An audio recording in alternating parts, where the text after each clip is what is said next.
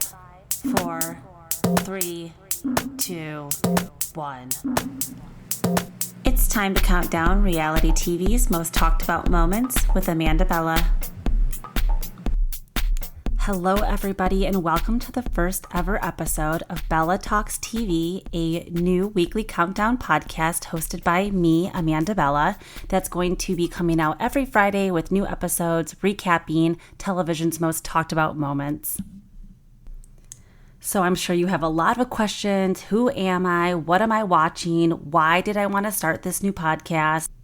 So let's jump right into it. Again, my name is Amanda Bella. That is short for Amanda Bella Perio. I know it's a mouthful to say every time, so I figured going by Bella was just easier for everybody. So I am a 36-year-old living in Queens with my fiance. I'm originally from the Midwest, so I know my accent can be a little tricky sometimes. Born and raised in Michigan. I lived in Chicago for 10 years, so you'll hear a little bit of that come out sometimes.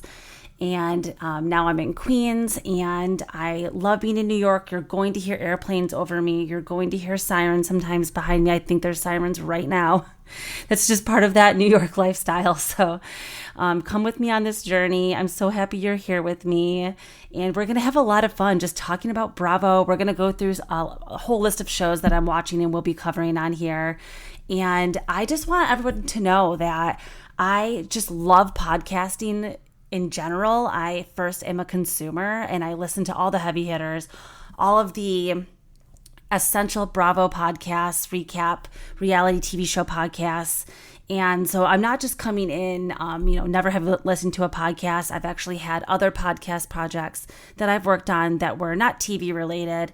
But this isn't my first rodeo. I love podcasting. I love working with other podcasters and just the whole world of it. And it just comes so naturally to get on here and talk about these shows and talk about these people. And I get so inspired by the other podcasters that I listen to and hearing their opinions and hearing them just being their authentic selves and nerding out on all of this stuff that we don't even like to refer to as a guilty pleasure anymore. We're not feeling guilty about this stuff anymore. We're out here living proudly as these reality TV connoisseurs. And I'm just glad that you're here giving me a chance to hear my opinions and to see the kinds of things that I'm going to talk about. I am going to try to switch it up a little bit in the sense of the variety of the show and just the overall structure.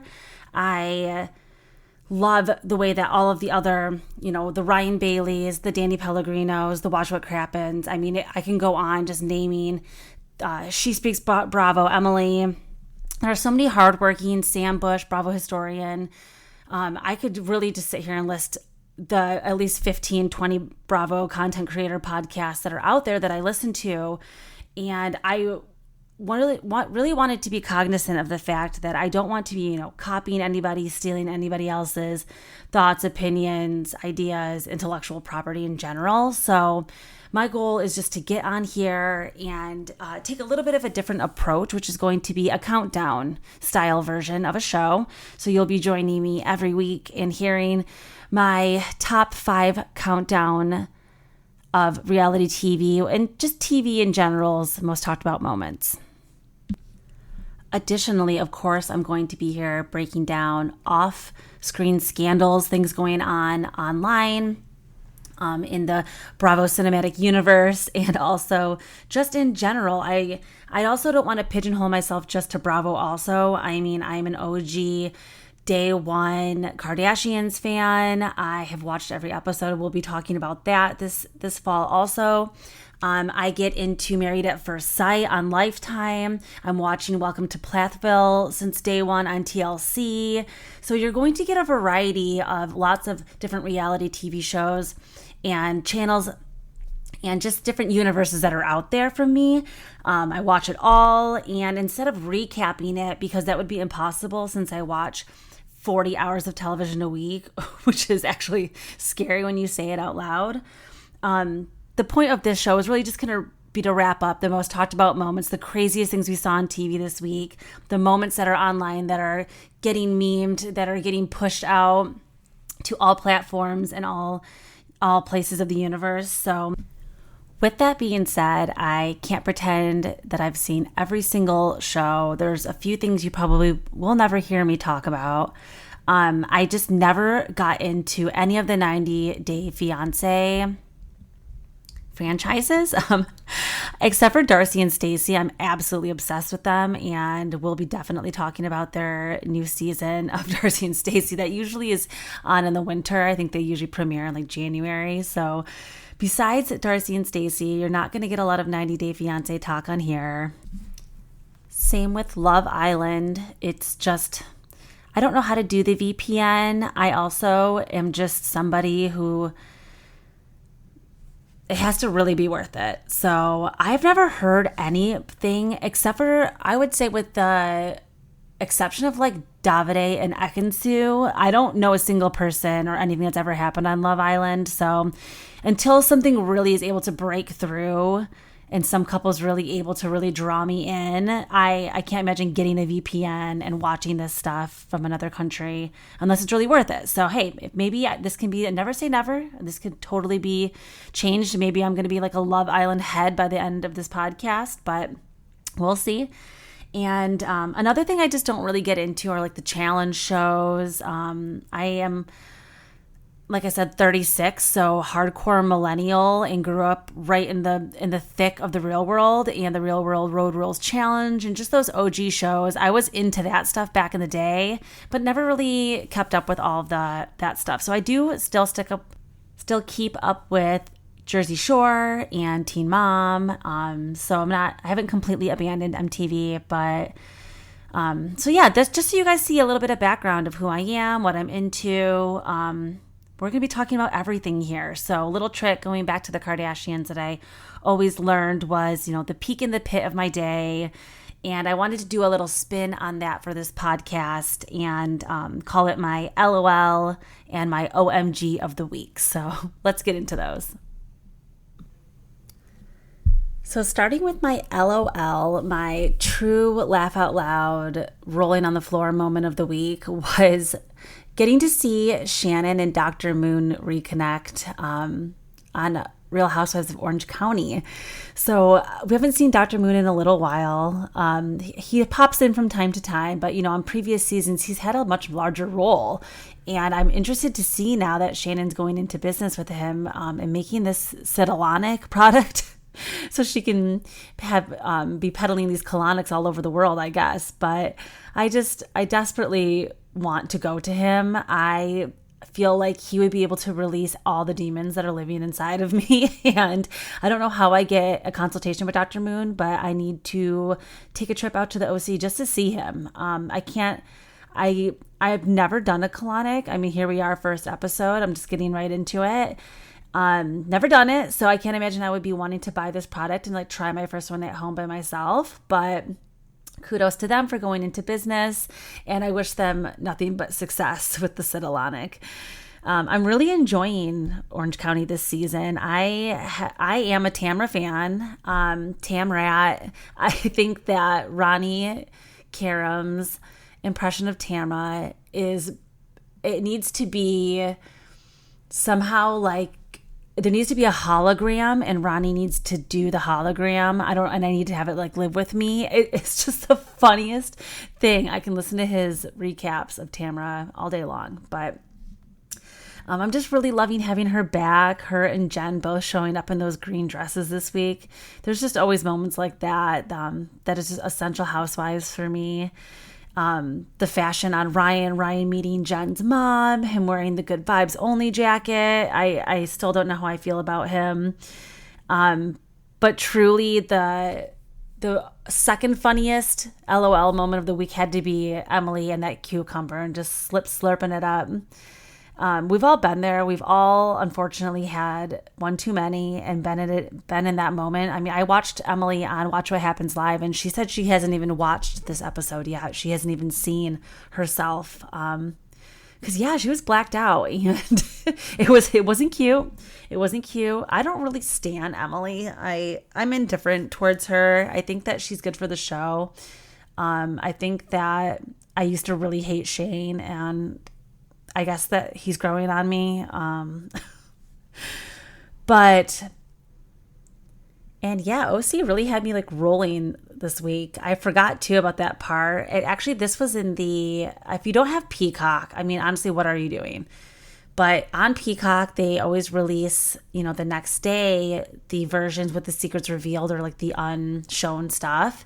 And they showed a scene of Heather talking at the table at her event. And I noticed right away that Heather had these crazy like French tip, like Long Island medium style French tip manicure on that day at the HD event, and I noticed and I was laughing. But then to see on Peacock the next day on the version, I showed an unshown scene of the girls roasting Heather for having hooker nails and being like she looks like Edward Scissorhands, and they were all making fun of her nails, and that I thought was absolutely hilarious. Unfortunately, not a lot of people got to see that unless they have Peacock, so go look that scene up. It was really funny. But that was really my LOL of the week. Orange County keeps it going. I know we get the OG back.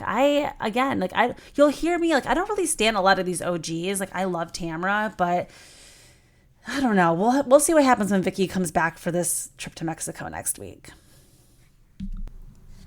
And for my OMG of the week, we're going to take a trip all the way over to the Netflix universe because my jaw was on the floor when I got to watch the new episodes of After the Altar, Love is Blind, season 4, After the Altar. And they dropped 3 episodes last Friday and revealed that Josh, who's now with Jackie, follow me here, who was married to Marshall, who got divorced. But now it turns out that they revealed Josh actually proposed and got engaged to Monica, who is a new character that wasn't really shown on the show because she wasn't married on the show and didn't go on the honeymoon or anything and go through the experiment. So because we didn't see them, what had happened was they revealed to us that in the pods, Josh originally proposed to Monica. Monica and Jackie were actually friends. And when this is true, oh my God, my worst nightmare. I'm actually starting to get like sweats just thinking about what Monica must have been going through. But they opened the pods, and so they're seeing each other for the first time. And they run to each other, and Josh immediately starts like sticking his tongue down Monica's throat. So, okay, I mean, they did just meet for the very first time, seeing each other for the first time, and they are engaged, but okay, first of all, no, it was too much. So I could tell right away, I'm like, oh my gosh, this is not off to a good start. And then they showed the next portion of him. I believe she says something like, oh my God, I'm so sweaty. And he goes, yeah, I can tell. So again, you've just met your fiance for the first time. You have now stuck your tongue down her throat and then immediately told her she looks sweaty. So then they're sitting down. They always make them sit on this like awkward bench in the hallway that they just met in for the first time. And they're sitting there, and he's making weird comments. She's immediately like, oh my God, what did I do? She literally turns away to go back into the section that they come from, like their pods section. And she turns into a mirror and she looks, and the camera's there, and she goes, what have I done? Like, who did I just marry? Chills. Full body chills. So that was really my OMG moment of the week. You'll have to tune in and just see how that all played out if you're not watching Netflix. Love is Blind. Again, there's a new season premiering. Love is Blind 5 is coming out this fall. I think maybe end of September that premieres. So I really like how on Netflix too, they only drop a few episodes at a time of some of these like really bingey shows. So stay tuned to hear what happens there. But OMG, what a crazy week. Okay, and now the moment that really we're all here for, my first top 5 countdown of the moments that left me this week just flabbergasted, completely gobsmacked, and rolling on the floor, crying, laughing. Let's talk about my top 5 moments of the week. So let's start with top 5. I'm always going to start at 5 and work my way down. So I have to start with my top 5 moment of the week actually being one of our off-screen scandals. I would be remiss not at almost kind of the top of the show to also be bringing up Lindsay and Carl calling off their wedding. I mean, even though this is an off-screen scandal, it obviously sounds like we're gonna see this play out on film. Like Carl did call production to have this done, and getting a lot of mixed emotions online. I'm seeing a lot of different opinions about people that are like, oh my gosh, how could he call production? And I really, every time I'm sitting here and I see one of these posts, I can't help but think like, this is what we want, you guys. Like, we would be so, like, look back at Scandival. Yes, it's been 6 months, but it was so impactful because of the way it was handled with production and the way that they were able to actually show us what went down and to make us feel like we were really there with them. And I think it actually was a good move for Carl to call production and to have all of this be shown instead of us being left to just assume or make up our own narrative about how everything went down. So I'm actually curious to see how this happened. I am in the process of planning my own destination wedding right now, and I am about 6 months out. So everybody's currently booking their travel and booking their accommodations, and I'm having nightmares about this happening. Like, now that people are booking and spending and not going to be able to get deposits back and stuff, it's like, okay, I'm really getting married. Like, this is really happening. So, I mean, I'm skeptical about the validity of this relationship from day one. I mean, I do truly believe that they were friends. There's a lot of dark web conspiracy theories about what's going on. I don't even really want to put that karma out there for myself, but I just want to say, like, Lindsay, not one of my most favorite girls ever. She just comes off like a little bit. I'm not really not even sure what the word is. Like, you can't really put your finger on it. Like, she seems fun. She's clearly smart. She's clearly got a lot of love to give and wants to be a wife and a mother. I mean, I'm not really sure what it is about her. I think it's just this blatant, it's like almost like a disregard of just like getting what she wants. I don't know. There's something that does rub me the wrong way about her. I haven't really quite figured it out yet, but I'm not really Team Carl or Team Lindsay on this. I just think that it's sad either way. And it's doesn't seem to really be fully settled yet, even though as of yesterday, I believe that people had actually gotten the official statement of the cancellation of the rooms. One of the guests leaked it. It's a whole mess. So sending love to Lindsay and Carl. My top 4 most talked about moment of the week was Real Houses of New York, Jenna Lyons, and her not flying coach comment. So a lot of people, again, going on about this. I think most people are on Jenna's side. A lot of the chatter online seems to be that they're Team Jenna. Again, I really hate doing team this person or team that person. I try to always take like a neutral stance and like see both sides at least. I usually can see both sides, but I get them, kind of thinking Jenna is above them by going down early and doing her thing. I also understand Jenna not wanting to be on TV for the first time, like showing her skin with this genetic disorder. I just also think everyone's like overthinking it. Like, if she wants to go down, let her go down. She didn't miss any of the filming. She didn't miss any of the group stuff. And I just think everybody's blowing it out of proportion. Because of course, yeah, we want drama. Like, these Roni girls are afraid that they're going to get canceled after one season if they don't fight. Everybody wants to see the conflict. And I don't always need to see that. I like to see them laughing as well. I don't always need to see people screaming, but yes, we have to see the conflict, the resolution. It's part of it. And it seems like they're actually doing pretty good with that. I actually really like Erin. And I think that her conflict with Brynn is actually a little bit more interesting because it seems a little bit more dynamic, but everybody wants to kind of put their jaws into Jenna right now. So let her be the scapegoat for the first season. And just as long as Sai just stops talking about being hungry, I'll be happy. My number 3 moment of the week is the Project Runway finale. I was truly shocked. Spoilers ahead if you haven't seen it yet, but Bishme, wow, he took it home. I do really think he deserved it the most, in the sense that this was an all-star season. He deserved to be there just as much as anybody else. So it wasn't really like he was an underdog, but obviously he came in with a lot of hardship, having just lost his sister 2 months prior to going to film the show, and to cancer, which was so sad. Fuck cancer. And we really hated to see him being so down in the beginning of the season, but he fought, and he really learned to edit, and he took all of Nina's advice, which, seeing Nina do her 20th season, Nina Garcia is, talk about girl crush. Man, I love her. But she, I think everybody really they did the right thing. In the final 3, it was Brittany, Laurence, and Bishme.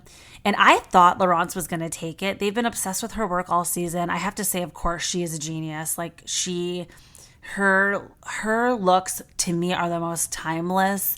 The way that she works with leather and the way that she's able to make these cool girl silhouettes. She, to me, was my winner, but I'm not a judge. Bishme, he will do the most with the mentorship. And I think he has the most potential. And I know what they're saying. Like, they really picked him because he makes those runway show-stopping red carpet moments, those moments that are so iconic, kind of like Christian, where, Christian, it's not like you're just wearing Christian Siriano on a Wednesday at home. Like you might be wearing Brittany or even Laurence on like a leather jacket on a Wednesday night or something. His stuff is very, over the top avant-garde and stuff too. So I kind of see the direction that they went with this year. I think it was a good choice. I really hope Bishme continues to take this and really become like an icon, because he's got so much talent and so much potential. That was my number 3 moment of the week.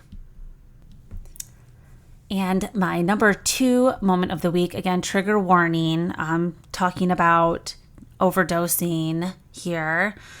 Really, really hard episode and scene to watch this week on Teen Mom Next Chapter. I have been following these girls. So I'm 36. These girls, I think I was maybe like 24 or something when these girls were 16 and pregnant. So I've been watching them forever, right? Like years and years of these kids growing up. I think that it's been like 14 years or something. So I'm not quitting now. I'm not giving up on these children now.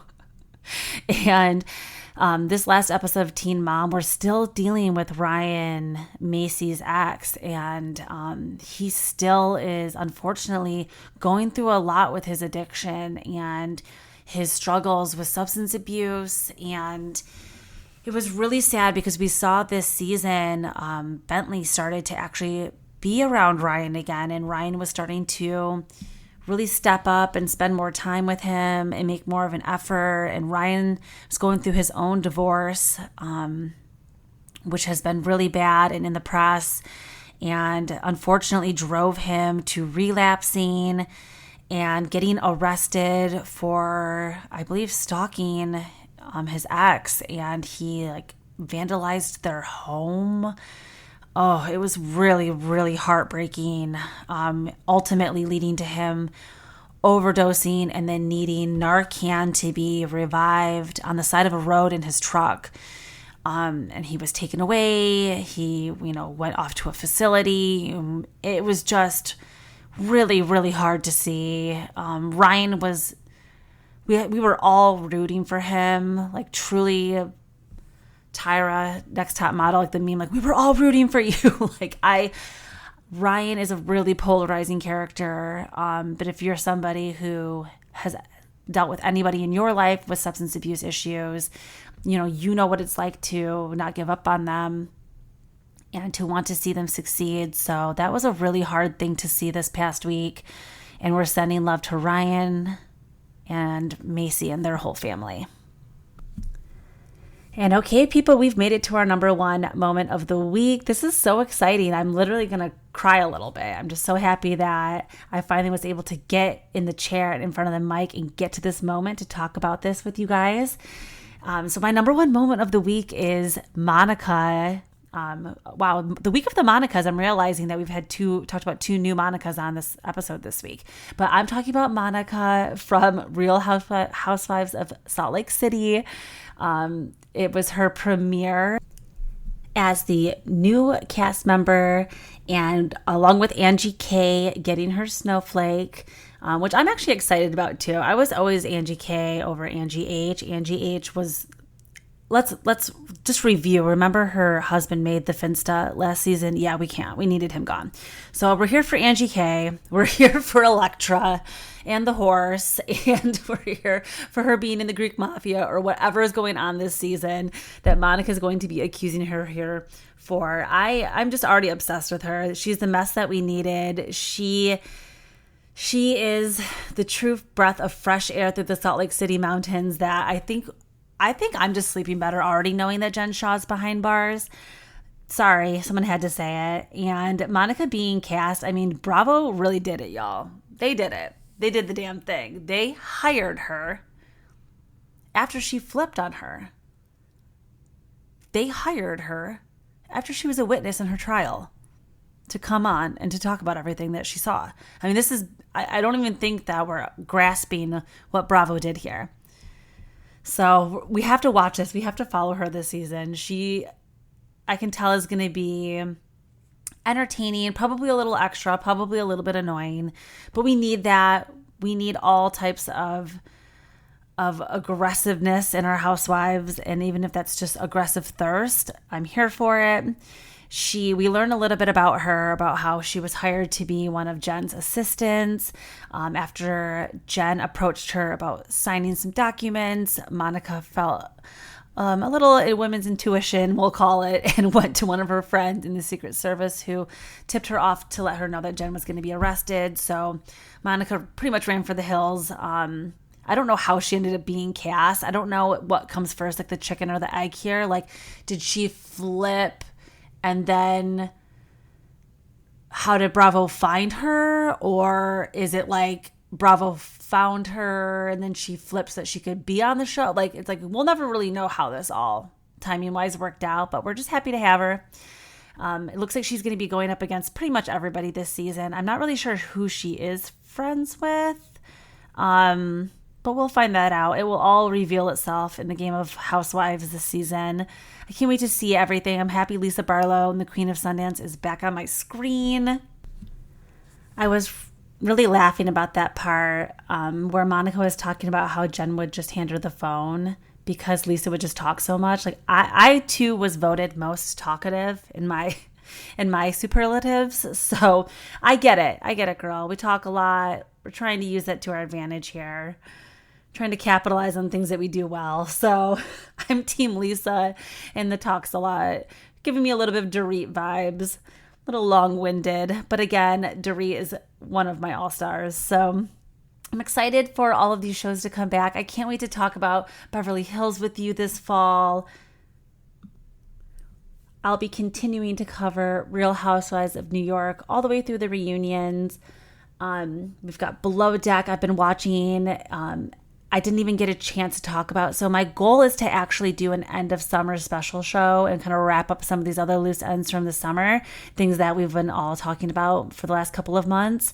So keep an eye out for that because we have got to talk about what's been going on Below Deck. We've got Real Housewives of Salt Lake City now that's such a mouthful. Real Housewives of Salt Lake City every Tuesday now. Wednesdays, we've still got OC happening. Still got a few episodes until we're at the reunion. Thursdays are Jersdays. I'm always watching Jersey Shore on Thursdays. Sammy is back.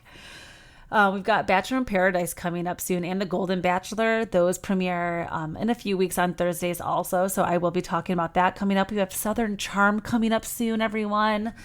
Oh, I need a little Paigey back on my screen too. Where is she? I'm wondering if she's going to get a bad edit this season. We will see. Other things to watch out for. Miami is still being shown on Bravo Live right now. We've got Real Housewives, Ultimate Girls Trip, New York. That's going to be coming out, I believe, in December or something.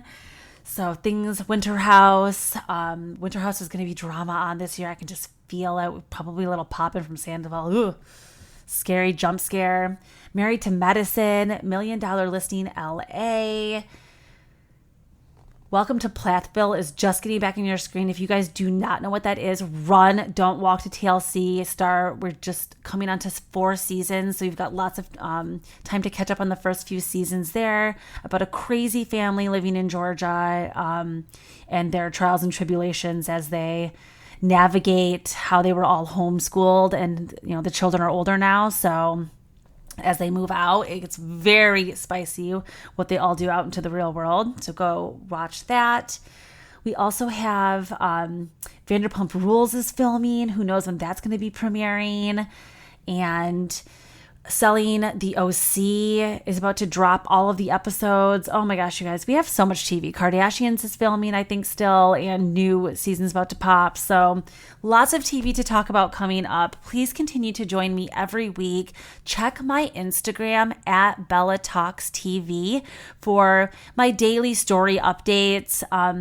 And little memes I get a chance to make here and there. I'm not, like I said, I'm a millennial, you guys, like, let's be honest. I'm TikToking. I haven't made a TikTok yet. Keep an eye out for that to come soon. I'm trying. I'm doing my best here. I'm doing great. So I appreciate all the support and you being here for my first episode. It would mean more now than ever for you to please leave me a 5-star review and a little comment, just letting people know if you like what you liked about the episode, things maybe that you want to see more of in the future. You can always email me at bellatalkstv@gmail.com if there are shows you want me to cover or just general feedback you have for me for future episodes. If you want to collaborate with me, if you're another podcaster and you want to come on, I'm hoping to start bringing some guests on to talk about these moments with me throughout the week. And I just love you all so much. And I really appreciate you giving me a chance and being here for the first ever episode of Bella Talks TV. So stick around for more to come. And I love you. Ciao, Bellas. Please make sure that you follow me at Bella Talks TV online, and also make sure that you're following the show so that all of my new episodes will automatically download into your feed.